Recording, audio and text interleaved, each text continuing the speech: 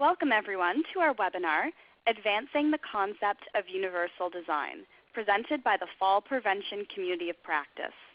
My name is Lindsay Toth, and I am a project coordinator at the Ontario Neurotrauma Foundation. ONF sponsors Loop and the Community of Practice, or COP. Marguerite Thomas also joins us on the line. Marguerite is the coordinator of the Fall Prevention Community of Practice and will be assisting with the webinar technology. Before we begin, I'm going to give you a quick rundown on the Level 3 web meeting system. This webinar technology consists of two parts. The audio is provided through a telephone conference line. The visuals are provided through a web platform. The phone number for the conference line and the link for the web platform were sent to you by email after you registered for the webinar with Level 3. If you have questions about the technology at any time during this presentation, please type them into the chat box located on the left-hand side of your screen. Alternatively, you can email lindsay@onf.org. We will work with you to resolve technical issues as soon as possible. This webinar will contain an opportunity for participation. There will be a question and answer period at the end. If you have topic-related questions during the presentation, please type them into the chat box.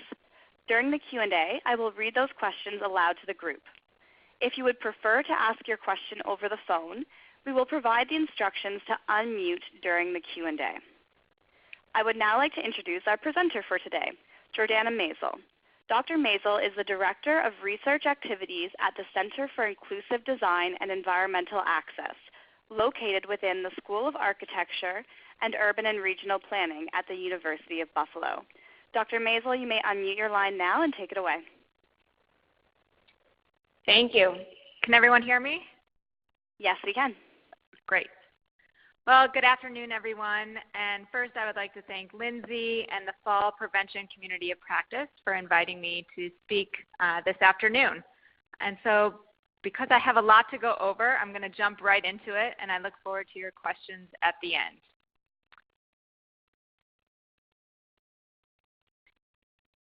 So as Lindsay mentioned, I work at the Center for Inclusive Design and Environmental Access. Our research center was founded in 1984, and we're an interdisciplinary center that focuses on producing knowledge and tools that will increase the quality of life for groups who have been otherwise marginalized by traditional design practices.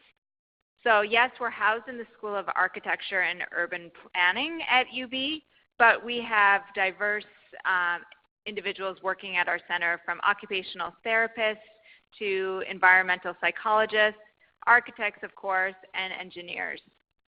And we are the only federally funded research center in the United States with the task of researching universal design. So my objectives for our 1 hour together is to first discuss the need for universal design. And for those of you who might already be familiar with it, hopefully I can reintroduce it to you and expose you to the goals of universal design that we've developed, define the business case for universal design, and then introduce you to a new tool that we've created to implement universal design in your own projects.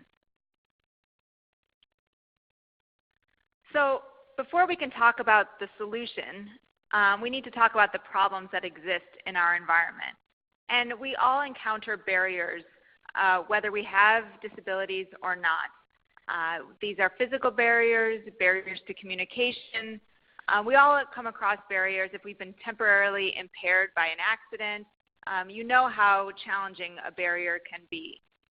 And to address barriers that exist, the disability rights movement was in the 1960s in the US, and it spawned a lot of positive changes, including the Americans with Disabilities Act. But as I will hopefully show you, the question is, does the ADA and accessibility laws go far enough to address the barriers that exist in our environment? So here's a case study.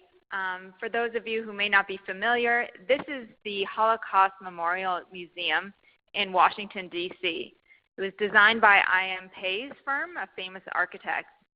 And this is a very solemn space You can see the eternal flame, and so you have lots of people who travel here to pay their respect to the victims of the Holocaust. Now, hopefully, you can see some problems with this space. And if I can just use my fancy tools, there's stairs that are going down to this peaceful, quiet, reflective space. Now think of you're someone with a disability who comes to visit this space. The spectacle it would be to use the solution that was introduced. It's loud, it's cumbersome, it's a total visually unappealing. And so yes, it's an accessible solution to the problem, but is it the best solution to the problem? Here's another example, and I'll just read the sign to you. This is a picnic area that says, picnic area for handicap only. Local ordinance prohibits use by others. So in this example, there was a great picnic area with picnic tables very close to the parking area, which obviously was much more convenient for people with families and all people traveling to this river and park area to use those picnic tables. Well, as a result, individuals with disabilities couldn't access the alternate picnic benches that were in the area. There wasn't a pathway to them. So the solution by the local municipality was to erect this sign. And so while you can see it may have solved the problem, this shows why universal design makes sense. It demonstrates that conventional approaches to accessibility don't necessarily guarantee inclusion. In fact, they can often lead to exclusion. So this so-called solution conveys a very poor attitude towards people with disabilities. So it reinforces why there is a need for universal design. And so if I can convey one important thing to all of you today, it's this idea that accessibility does not equal universal design. While you might have an accessible entrance to a building, it doesn't necessarily lead to an inclusive and fully socially integrated solution for all people. And the good news is this idea is entering the trades and common newspapers. This is a digital web design news platform, online journal, and they have the headline, "Stop talking about accessibility, start talking about inclusive design." So this concept is really permeating even different avenues besides the built environment. Technology is also getting on board with this idea of going beyond accessibility codes and incorporating universal design. And so by doing and addressing universal design, we are expanding the platform and the population who can benefit from improved design. You have families with young children, intergenerational activities. So the idea is that if we can design it right for all people for the beginning, it will no doubt help those with impairments. So what is universal design? Some of you may be familiar with this early definition by Ron Mace, which says the design of products and environments to be usable by all people to the greatest extent possible, without the need for adaptation or specialized design. And accompanying this early definition of universal design were the 7 principles that were created by a consensus group of experts, one of whom was Ed Steinfeld, the director of our center. And at the time, these 7 principles were very useful, and they did help guide people on how to make proper decisions. I'm not going to go too far into these because, as you can imagine, over time, over 30 years, there have been some challenges to these principles. And so it suggests the need to move beyond these principles to what we call the goals of universal design. And just to go over some of the critiques that have been exposed and discussed about these principles, that they don't translate to other languages very easily. For example, tolerance for error and equitable use in Japanese, and I don't speak Japanese, but from what we're told is that in Japanese they don't translate very well, that there's a lack of clarity on the goals here and the performance outcomes. You have equitable use, that is a very broad, overarching goal, but some of the others are much more specific. So some say that there's apples and oranges in this list, and the scope is quite limited, and it's missing some things. So as a result of that, we embrace this idea that we need to expand the focus of universal design. And it's not to ignore all the work that has been done to date, but it's really how do we move this forward and address the gaps that currently exist and ground universal design in evidence-based and research to make the case for it more valid. So one of the main concepts that's missing from those principles of universal design is this idea of social participation, that more emphasis needs to be placed on social integration or how to improve social participation of diverse groups by not only removing barriers, but also providing positive support. So it's about the experience for all people. And so you might ask, isn't that what accessibility codes do? Aren't they achieving that goal? And the answer is no. A second main concept that we feel is missing from the initial definition and the initial principles of universal design is this idea of health and wellness. There is a growing awareness of the connection between design and health and wellness. And if we emphasize this connection, universal design can not only increase adoption, but also prevent disability. So it's not just about creating opportunities for physical activity, which is extremely important, but how do we prevent disease? How do we prevent infection? How do we prevent falls? This idea of falls prevention, I would argue, would fall under health and wellness.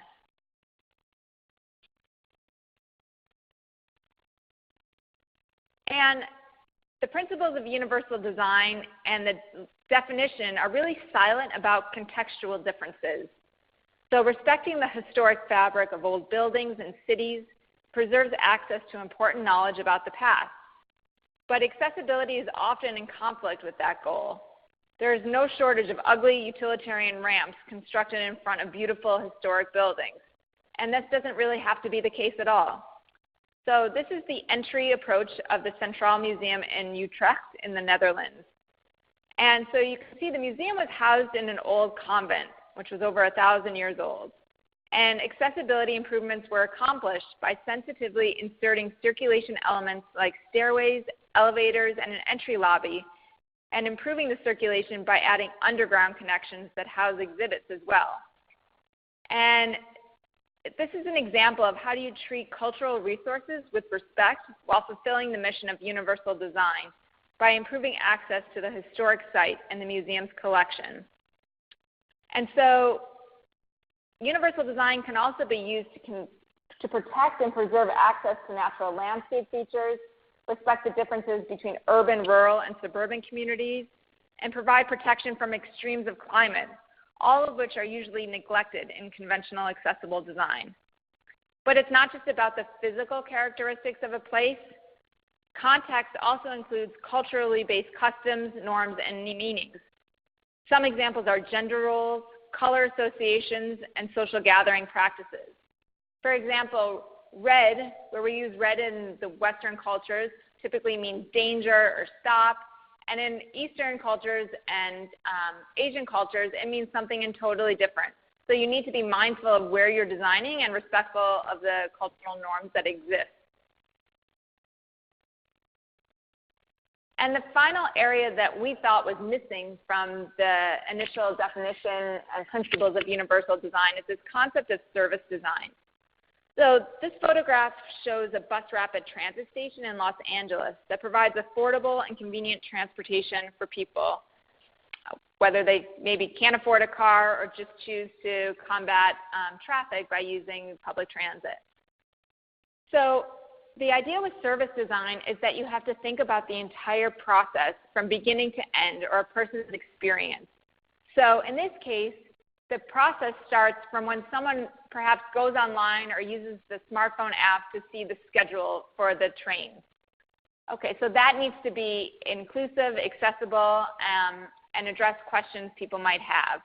Then when you come to the station, whether it needs to be convenient, if it's a park and ride, is there convenient parking? Are there places to store a bike?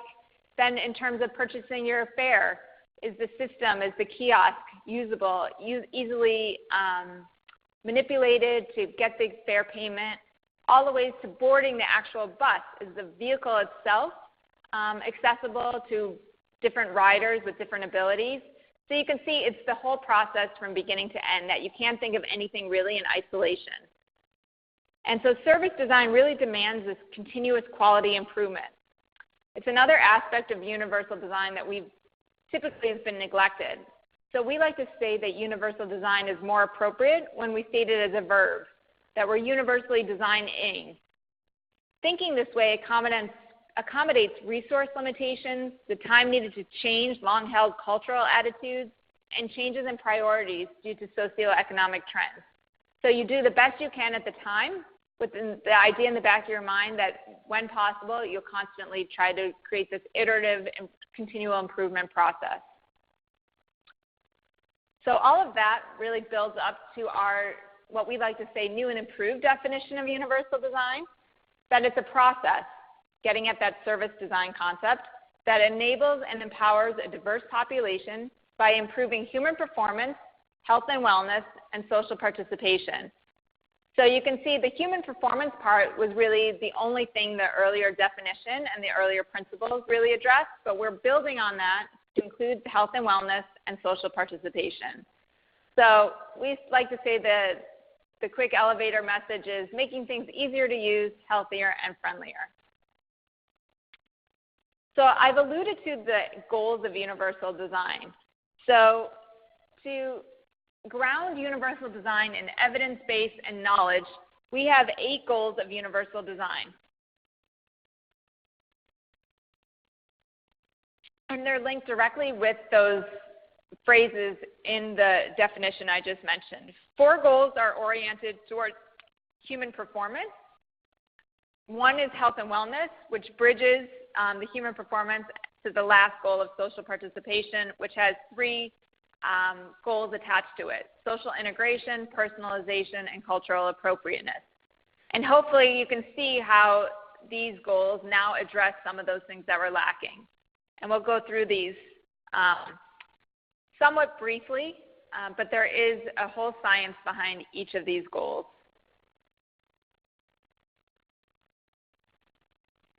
So the first goal is body fit. And this is all about, does the design accommodate a wide range of body sizes and abilities? This is a picture of an old water play area that was at the Pittsburgh Children's Museum. Hand dryers were arranged on the wall in 3 rows of 6, each to provide room for several people of all sizes the opportunity to dry off after water play. And you could see that you could dry off different parts of the body depending on where you stood. And so the area of body fit is really linked to the research of anthropometry, which is the sizes and shapes of people's bodies. So when we're referencing body fit, we would look to the anthropometric research to guide us in our decision making. So in an actual application of this would be where it probably needs to be used more is on an airplane, seating on an airplane. The sizes really are not reflective of the current population of the sizes of people. And so this is where we could really introduce more anthropometry to the design of airplanes.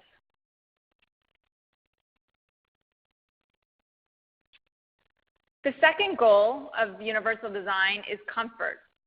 Are the demands of the design within desirable limits of body function and perception?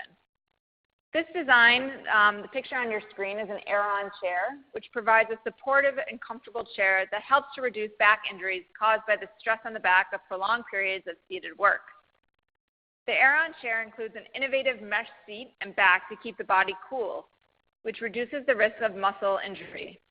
It has extensive adjustability and easy-to-use controls so that the user can vary their position periodically in comfort. It also comes in 3 sizes to better accommodate the needs of people with different statures. So the goal of comfort is linked to the research area of biomechanics, which is the forces on the body, whether in rest or in motion, otherwise known as the effort that was required to use a device. So oftentimes, this is the quintessential example of universal design, typically the OXO Good Grips line of kitchen utensils. So these were designed initially for the owner of Good Grips' wife, who had rheumatoid arthritis and enjoyed cooking. And so what started as a design, an accessible solution that targeted a single problem, ended up being a universal design solution because I bet everyone on this call owns at least one of these products. They're comfortable, they're easily washable, and they're aesthetically pleasing. So it requires less force when you grip these handles to use the devices. So this is a great example of comfort.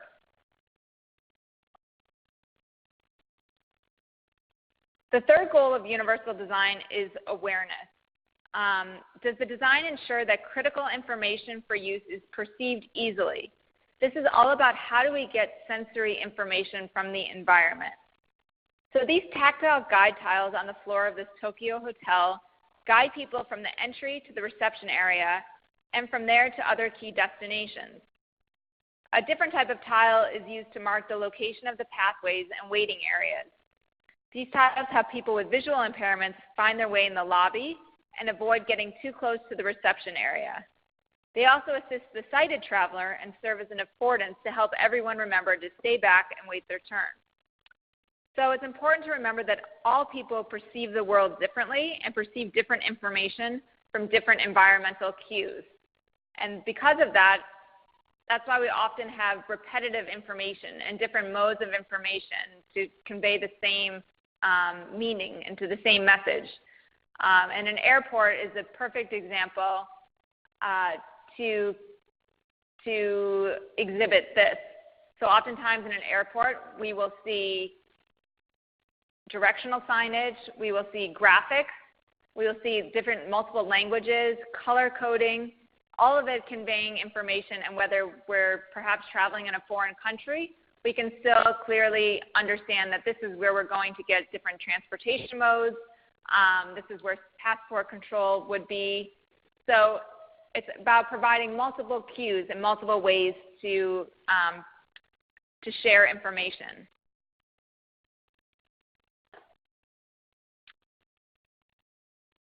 So in tandem with awareness and the science of perception is the idea of understanding, and the research related to that is cognition. So are the methods of operation and use intuitive, clear, and unambiguous? In the newest subway cars in New York, electronic displays are mounted above the doors that illustrate with color and illumination the progress of the train along its route. The next and last stops are also displayed at the respective ends of the display. These displays help all travelers understand their location and anticipate when the train will reach their station. They are particularly useful for people with hearing and communication impairments. Audible announcements are also provided. So it's not just enough to receive the information from the environment through awareness. We have to be able to process that information and know what to do with that through understanding and cognition. And oftentimes, we need to be mindful of how we are designing so that we stay in line with our conceptual model of how things typically work. For example, I think sinks are a perfect example of this. In the upper left corner, you see a traditional sink with the hot and cold on the left and the right. There's actually an H at the top of the H and C at the top of the handles to indicate hot and cold. From this design, we realized that perhaps lever handles are a bit easier, and so we moved to this second model in the upper right corner. It might be still easy to use. It's still in line with how we're typically familiar with using sinks with the left and the right. It doesn't have the H or the C, but there is a little red dot here to indicate that this side is hot. I'm assuming there's a blue under there for this side to be cold. So still in keeping with our conceptual model of how sinks work. Then we went to a single lever, which is somewhat different and perhaps a little more challenging to some people. And finally, we're at this newer, the latest and greatest, by some people's standards, where it's a touch, and so there aren't any handles at all.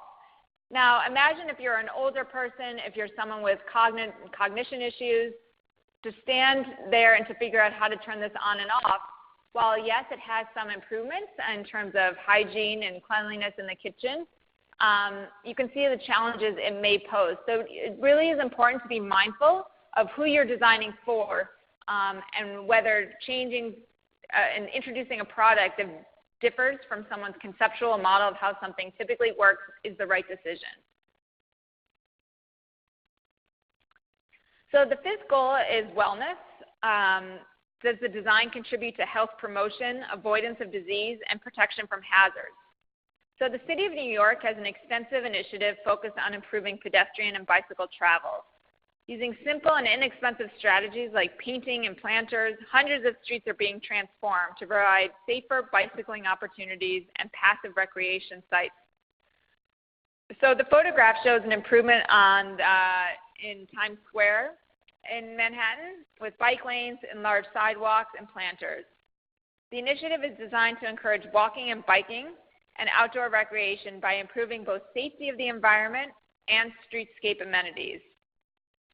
So rather than viewing design narrowly as a reaction to disablement by removing barriers, universal design can support health and wellness through positive action to reduce the incidence of disablement and improve quality of life. And particularly now when we have such a large obesity epidemic, these types of interventions, I think, become more and more important. And it's not just about the physical environment. There are also processes and systems that can be introduced to encourage healthier behaviors. For example, Safeway grocery stores introduce a health policy and incentive-based program for their employees. So if employees lose weight, employees choose to take alternative modes of transportation to work, they reap benefits, financial incentives. So there's innovative ways to introduce health and wellness in designs. So then we have social integration. So now we're getting at those last three goals that fall under social participation linked to that definition I mentioned earlier. So does the design treat all groups of people with dignity and respect? This photograph, hopefully people are familiar with it. It's the Guggenheim Museum in New York City. And I apologize for so many New York examples that I just realized. So the Guggenheim Museum was designed by Frank Lloyd Wright. And he really was not thrilled with the idea of designing a museum. He couldn't really get inspired. And so in order to really have fun with the project, he thought, why can't I design a space where everyone takes the elevator to the top and then uses the space the same way and uses a continuous ramp all the way down while they view the art. And sure enough, this is probably one of the best examples of universal design that exists, and it was way before the concept ever emerged. But it's this idea that everyone is experiencing the space the same way. No one is isolated or excluded. Unlike in this situation, where someone's social identity is clearly marked by this ramp that is in the front, outside their front door.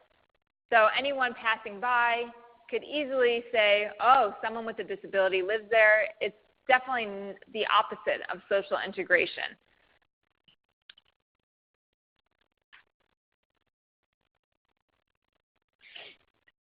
So the next goal we have is personalization. Personalization. Does the design have opportunities for choice and expression of individual preferences? So the App Store introduced a new dimension to personal computing. By developing a simple and intuitive way to find, purchase, and install applications, individuals can easily personalize their devices with the tools, entertainment, and communication systems that they value. The screen grid and colorful icon interface features use familiar models of the candy box and bento box to organize one's applications in a manner that makes sense to the individual. There are also several features that modify the touch screen and swipe controls to enable visually impaired users to use the device. The form of the iPhone and iPad readily accept a wide range of third-party cases for personalization of the outside, as well as to address both function and presentation of self. So I think the iPhone is a perfect example of personalization. I think if we all took out our smartphones right now and looked at the home screen, they would look entirely different. Some of us have 10 pages of individual apps all over the place. Some of us are folder people. Some of us have a photo on the background. Some of us don't. Some of us use the vibrate tool all the time. Some do not, only when it's on silent. So there's ways to customize the iPhone that is individual to the person. And so you want to make sure you introduce this idea of choice through design and provide opportunities for people to self-select and customize things to their own preferences. Another great example are different websites. This is an example of Amazon. You log into Amazon. It remembers what you've previously purchased. It suggests things that you might be interested in. It customizes it to your own preferences. And then you can further customize it based on different selections that you pick.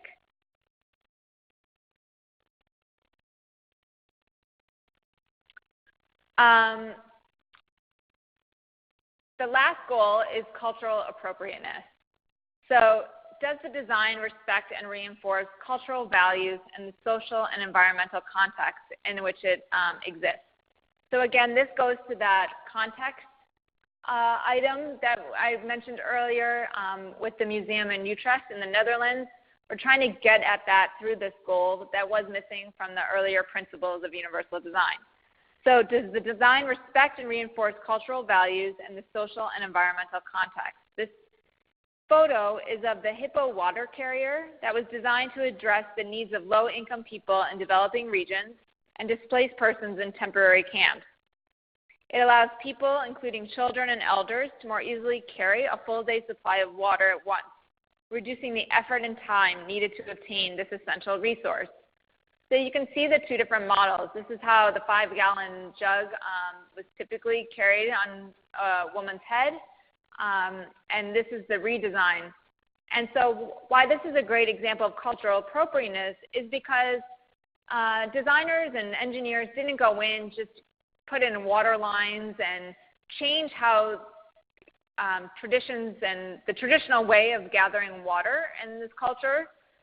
It's part of the custom to travel, to carry water back. And so the idea is just to make it less effortful and less taxing on the body and through these Hippo water carriers. So it's being respectful of the traditions, but just introducing a new and improved way of doing that. This is another example locally here. We have an age-friendly initiative going on in our county. And we surveyed a wide variety of older adults, but what we realized is that we were missing unique pockets of older adults in the area that weren't accessed by the traditional outreach efforts. So we've gone around and done focus groups with different groups. There's a refugee population. We have a high number of refugees. So we reached out and did focus groups with them. Similarly, we talked to individuals with AIDS and HIV, some who are homeless. So we're reaching out to different groups who are not traditionally part of the audience that would be reached by an online survey, for example. So we need to be really mindful of the context in which we're designing and the people we need to talk to in order to be fully inclusive. So those were the 8 goals of universal design. And what I really want to switch gears next is, why is this a good idea for businesses to embrace? And how do we make the case that this is a good thing? So first of all, the changing demographics of the marketplace makes it ripe for universal design. The demand for universal design will grow significantly. People may just want products to work for them and everyone they live with or work with or socialize with to have products that work with them. So regardless of what people call it, who cares? As long as this idea is embraced, that's a good thing. So universal design can help broaden the market for businesses, which helps an organization reach a diverse and global population. And what we're seeing is that large companies are realizing this fact. Car companies, electronics companies, food companies, and restaurants are all realizing that if they make their product more appealing around the world and for individuals with more diverse abilities, it translates to more sales. So third, it provides a relative advantage. So universal design has better relative advantage because it increases competitiveness. All products have features, and if a product is universally designed, it has more features that work for more people. Competitors then need to add features to their products to stay competitive. Universal design also has less risk of failure. Universal designs are more thought through, and they consider the end user's needs most. It helps avoid the unexpected negative results of innovations. We've all seen a lot of silly products on TV commercials, and some of them make it and others don't. The ones that don't, maybe don't work the way they were expected, or their designers overlooked how the end user interacts with the product. Universally designed products are investments in social capital. This goodwill to the community creates a social branding opportunity. For example, our product works for all people, is good for marketing, just like our product is good for the environment. Google is marketing their new Chromebook this way. It is a browser-based laptop that sells for $200 to $250. They're saying that it's so easy to use that it's for older and younger people. But one drawback is that it does not function in quite a familiar way as most laptops. Again, going with that counter to the conceptual model. So you need to be mindful of that. And the other benefit of universal design in the workplace is that it reduces operating costs. If you can attract and retain a workforce, reduce accident rates, reduce healthcare costs and renovation costs, it reduces the overall operating cost of a business. And what we like to say is you have to think about the life cycle of a building. It's not just the startup costs. Over the lifespan, over the life of a building, what are the costs? So if less renovations are required, less turnover of staff, those all go to better business. Well, here's an example of what happens when people don't adopt universal design or don't think about the consequences if they don't. So these are fare gates that were introduced in the Boston Transit Station. They renovated, and it was a very, very expensive project, a couple $100 million. And you can see that what they set up, there was a fare gate, a traditional automated fare gate here. There was a second one to the left, and then the third one was this reduced fare gate in large letters, and it was wider. What you might imagine is that people saw this reduced fare sign, saw the wider space, and if they were traveling with luggage, for example, or like me and claustrophobic and always looking for the wider space, they gravitated towards this line 3 to 1. So they were not prepared for the usage, the overusage of these fare gates, and they broke down because they're used so much more often. So breakdowns of the accessible gates are therefore frequent, necessitating staff supervision to manage access and collect payment. The transit system now has to go in and replace all the gates that they installed only a few years ago to address this. And all of the gates could have easily been designed to handle diverse fares and have wider openings for everyone's convenience from the beginning, if they just thought about how everyone might appreciate this wider space.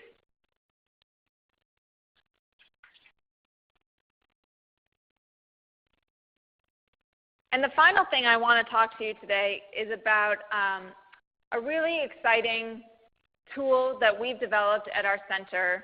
It's been multiple years in the making, and it's called Innovative Solutions for Universal Design, or ISUD for short. Recognition programs like certification, labeling, and awards are a means to encourage adoption of new design initiatives. They improve clarity of concepts, give recognition to early adopters, and help increase public awareness, particularly amongst clients. They serve as a focus for public and professional education, and they can influence regulations over time as professionals and clients gain a better understanding of the benefits. So the success of the U.S. Green Building Council, Energy Star, Green Globes, and other sustainability initiatives demonstrates this power. So in the fall, last fall, the Idea Center launched Innovative Solutions for Universal Design, or ISUD, which is a set of solutions to guide voluntary adoption of universal design in public buildings and facilities. So this spring, we're going to begin piloting a certification program based on these solutions. So I encourage you all to go to this website, look around. We started with commercial buildings as our first venture into this, but we have plans to create a second set related to housing, another one on transportation, products, and to continually build the different solutions that exist for different domain types and building types. So I'll show you a few pages of what it looks like. So when you access the system, and anyone can go in, log in, and look at all 500 plus solutions for free. There's no commitment whatsoever. The cost is involved when you want to actually get a building certified. So this is what it looks like when you enter the site. There are 9 chapters, and hopefully you can see that this reflects the things that we discussed earlier, this idea of service design. So it's not just about the physical design of the rooms and spaces or the furnishings. It's a process. So you need to think about who's involved from the beginning in the design. Are people typically marginalized by design practices engaged in the process from the beginning, all the way through to once a building is built, what are the services in place? What are the policies that exist to ensure that the maintenance and the different practices are reflective of a truly inclusive design building? So within these sections, there are a series of solutions that are listed. Some solutions have best practice photos attached to them. It will tell you what goals of universal design are being addressed by that solution.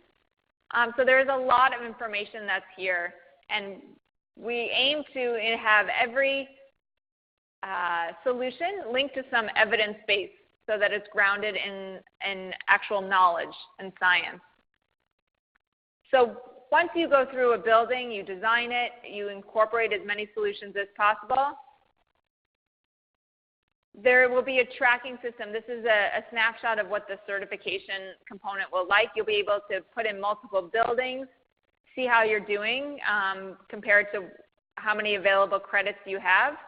For example, if you're doing an office building and there aren't any sleeping rooms or swimming pools in that building, those points would go away, and that's why you see it's less than 100 points out of for this particular building. So it's a percentage of the features that exist in your building versus what you have actually designed to. So we are in the final stages. We actually are piloting this with a couple Fortune 500 companies right now, and so we hope to do the official launch by the end of the summer. So you are some of the first to hear about the official launch of the certification program of ISUD. There's also a 90-second video right on the website, thisisud.com, that provides a great overview of what we're trying to achieve through this website. And this ISUD was really in response to designers coming to us and saying, we want to include more inclusive design in our buildings. We want to go beyond accessibility codes, but we don't have any tools to help us. We don't know how to actually do that. And so this is our effort to put all of this down so that designers can use this to help them in their design efforts to be more inclusive. And then I just want to wrap up by encouraging you all to go to our website. There is a ton of free information downloadable right on our website. If you're interested in learning more about the goals of universal design, I would encourage you to look for this textbook, Universal Design, Creating Inclusive Environments, which provides the most comprehensive overview of universal design that really exists to date. And this is just our funding agency, and this is my contact information. So I welcome all of you to contact me and access our website and our social media outlets if you are interested in learning more. So thank you all. Fantastic. Thank you so much, Dr. Maisel. All right, so we do have some time for questions now, and there's already lots coming into the chat box. So I'm just going to throw up the instructions on how to ask a question really quickly onto the screen here. All right, so if you have a question, the best way is just to type it into the chat box. If you'd prefer to ask over the phone line, the instructions are right up here on the screen. So you dial *7 on your telephone keypad to unmute your line, and then when you're finished speaking, you can dial *6 to remute your line. So I think we'll start in on a few questions from the chat box and then give an opportunity for people who would like to ask over the phone instead. I'm going to put Dr. Maisel's contact information back up in case people want to copy that down. All right, so there are a couple questions that are similar, so I'm going to read them both. So from Nick, can you point to any cost-benefits analysis of universal design to make that a selling point through return on investment? And then a similar question is from Carolyn. I'm glad that you talked about the business rationale. Do you have evidence that is available that you can present to private businesses to prove the outcomes that you've outlined? Thank you for those questions. They're excellent questions. And there's the good news and the bad news. So the bad news is there isn't current actual cost-benefit data to align with some of these things. There is housing data, but it's really old that does a comparison of accessible or fair housing units versus traditional housing, and it shows that the cost to do some of these features is a fraction of a percentage more. So where data exists is usually for housing, and it's pretty old. Our goal with this ISUD with some of our early partners is to get at some of that cost benefit. I didn't go into it very much, but I alluded to us being, the Idea Center being a federally funded research center, and that was the funding agency I put at the end. So one of our projects over the next 5 years that we've been awarded to do is to do a series of post-occupancy evaluations on buildings that introduce ISUD or buildings we know that exist that have inclusive features to get at some of that qualitative and quantitative data. So for those that are under construction, get some of those cost numbers, and then to survey either the employees of the building or the residents of a multifamily housing unit to get at some of that qualitative, the experiential feedback of how that space is working for them. So the short answer is we don't have specifics, but the good news is we're working to get that now. Fantastic. Thank you for that information. So a very relevant question here, considering most of our members of the Fall Prevention Community of Practice are located in Canada. Is this certification going to extend to Canada and sort of be relevant here? Any thoughts on that? Yes, I think it will be. The one disclaimer we have in our ISUD is there are no accessibility laws in there. So one of the items that you have to acknowledge before you even do ISUD is that you're meeting all current accessibility laws. And so there are some differences between Canadian and US accessibility laws, but if you meet all accessibility laws in Canada and then access the ISUD to go beyond that, it shouldn't be a problem at all. And so yes, we hope to have international audience to ISUD for sure. And if anyone goes in, looks through and sees conflicts, I welcome that feedback. But our hope is to have it be a global initiative. Obviously, most of our pilot tests, that's not true. All of our pilot tests are US-based companies, but we welcome foreign usage of the site. All right, thanks for clarifying. So a question from Nick. Can you point to particular governments or jurisdictions that are leading the way in universal design? On different scales, I can. I mean, so for example, Norway has a policy that by 2025, all of their buildings will be fully inclusive. I don't know how realistic that is, but their Scandinavian countries are typically more progressive in doing this. In the U.S., there are individual municipalities that are more that are leading the way in terms of housing and being more innovative in requiring inclusive housing practices. But in terms of countries that are leading the way, I would say it's the Scandinavian countries that are for sure the leaders. Thank you. Okay, so I'm going to give an opportunity now if anyone would like to unmute their phone line and ask their question over the phone.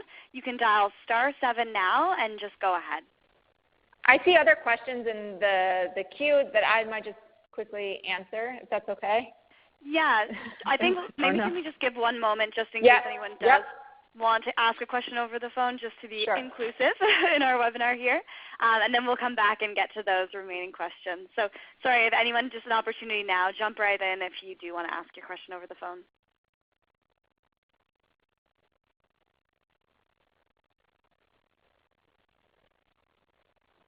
All right, so now that people have had a chance, we'll head back to the chat box because like Dr. Maisel said, there are still a few questions. So first a comment from Marguerite. My pet peeves are with banking machines that have very narrow ledges so that there isn't enough room for one's purse unless you lean against it. The other irritation are shelves in hotels and etc. that are too high for a 5-foot person to reach. They have not thought through these things and they hire too many tall men to do these designs. So thank you, Marguerite, for that comment with some personal experience there. But I would just respond, I would just respond to that and say that emphasizes why the linkage between anthropometry and that body fit is really important, that over time, body sizes tend to change. For example, the research we've done in our center, we have a database of over 500 wheel mobility device users, and with that population, we gathered a tremendous amount of anthropometric research. For example, knee clearances, reach ranges, turning radius, and what we learned is that a lot of the accessibility laws that were created in the 70s and 80s were based on wheelchair users from a long time ago. And if you look at individuals who use wheel mobility devices now, they tend to be longer, more scooter users. People tend to be heavier and wider. And so the dimensions that were initially used to create standards in the 70s are really no longer useful. And so the research we've done actually went and changed some of those existing accessibility laws in the U.S. to increase turning radius and reach ranges, etc. So there is this need to revisit different height requirements that you're mentioning. I'll also say that we have actually a usability study going on with an ATM manufacturer who are looking at some of these accessibility features on ATM machines. So some companies are really thinking about improving their products and addressing more diverse needs and abilities in the community. That's great to hear, and thank you so much for sharing that information about how body sizes have changed over the years and therefore the needs change. And that shows a need for people who are designing and for cities and municipalities to keep reviewing their policies and procedures and laws and things like that. So that's really fascinating. A question here from Nick. Are there plans to add parks and public spaces to the ISUD certification? For sure. So right now in the commercial building module that's up, there are quite a few related to site planning and parking and outdoor and pathways and connectivity issues. As an urban planner, that is a passion of mine. So what we hope to do is get partners who have expertise in these different areas. For example, if we can partner with a playground, an expert in playgrounds, we can link up with them and we can create a whole set of solutions linked to playgrounds. So we want to partner with different people with different expertise to create these different modules and different sets of solutions related to other areas and domains. So, but yes, the idea is to for sure expand to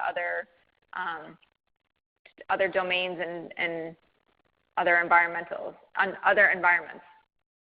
Thank you. A question from the chat box from Janice. Are there any specific guidelines set out yet for urban design, for universal design in residences? I think she probably means, I don't know, maybe August, Janice, would you like to expand on if you mean like long-term care residences or personal residences? Maybe Jordana, you could also. Yeah, I can just start talking. I think I'm assuming she means private single-family residences, and there are efforts underway. I know Canada, they have visitability like we have in the U.S., which is minimal accessibility features that provides the baseline of creating inclusive housing.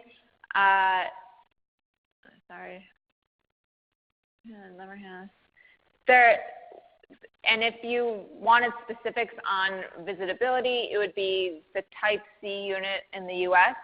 There are efforts underway. Better Living Design has a series of housing requirements, guidelines to how to introduce inclusive design features in housing. That's a website, Better Living Design. And we plan to create our own in the same vein as the ISUD for commercial buildings. There are some resources out there, and that textbook that I alluded to at the end also provides a series of features to include in housing. Great. So that kind of ties in, mentioning the textbook. Is that where sort of an inventory of best practices for universal design could be found? It's not a technical inventory. That book will really delve deeper into the goals and the science behind the goals, and then it talks about different, the last 4 or 5 chapters talk about specific contexts like universal design in housing, universal design in interior design, universal design in transportation. So there are examples pilfered throughout the whole book. But that's one of the challenges. There's no central repository or database of universal design features. And so that's one of the reasons for ISUD, because we're trying to create a standardized approach for introducing inclusive design. And that way we can track and monitor these different buildings. All right, gotcha. Okay, so we have time for one final question, and that's going to be from Carolyn. Sorry, I'll skip that part. Could you talk more about the retrofit challenges versus a greenfield project for implementing universal design, the cost, measure of success, and the different goals? Sure. Anytime you need to retrofit, it's going to cost more, whether you're doing housing, doing a modification in a home, or introducing changes to a building. It's definitely going to cost more than when you think about these things ahead of time. So the cost to put up a wider door is negligible, or a no-step entry is negligible in the design, the initial design of a building. But you can imagine the cost to redo all the door frames or create a stepless entrance once a building is erect, then the costs involved are much more expensive and much more difficult to do. And that's when you risk having these ugly solutions that are just tacked on, like that ramp in front of that home that I showed you. So obviously the goal is always to do it from the initial conception of a building. However, it's better to do something than nothing at all. So if the option is to renovate and create more inclusive design features, then I would always opt for that than doing nothing. But the first goal is always to do it at the initial design and construction. Fantastic.